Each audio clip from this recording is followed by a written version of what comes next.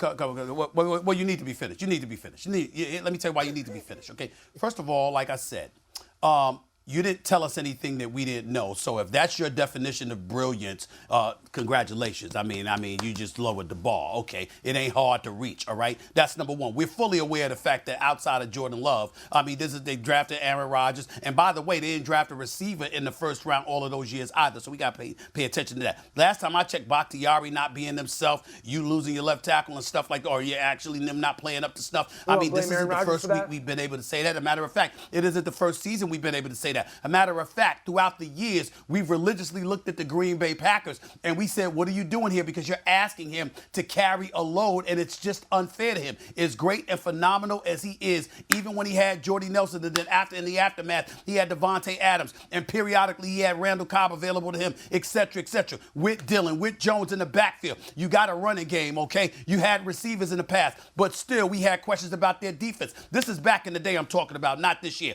I'm simply saying that year after year after year, there has been something that we've been able to point to Green Bay from an organizational perspective to complain about. But you know what overcame it? You know what negated it? It was Aaron Rodgers, because his greatness came shining through. Why? Because you had at least one elite requisite weapon upon which you could rely upon to throw the football to that everybody else fed off of. Because even though other dudes would step up and contribute, when all was said and done, that elite quarterback that you had available to you was somebody that was a reliable component that everybody else fed off of. So you never looked as sorry as you looked yesterday. Now, I know in your world that might not sound brilliant. That might not sound intelligent. After all, your UConn education certainly usurps mine. I get all of that. Yeah, I understand that Stores, Connecticut is such a special, beautiful place. But in the end, I'm not finished. Hold on, in the Stephen end, what it comes down to is this. I'm looking at a stud in Aaron Rodgers, who is an elite quarterback.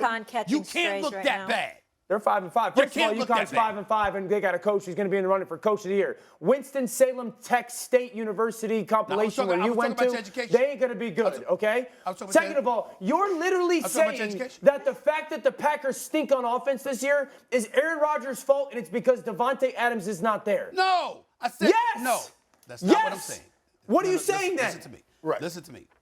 What I'm saying to you is that he stunk yesterday. He didn't look like himself. What I'm also saying is that as bad as they are, you have to agree with this because you were a quarterback. You have to agree with this.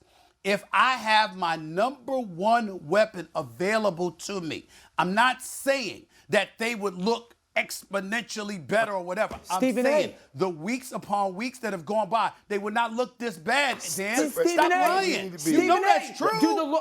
I'm gonna absolutely bury you right now. Do the Los Angeles Rams stink on offense? Yeah. Yes. Does Matthew Stafford have his number one receiver?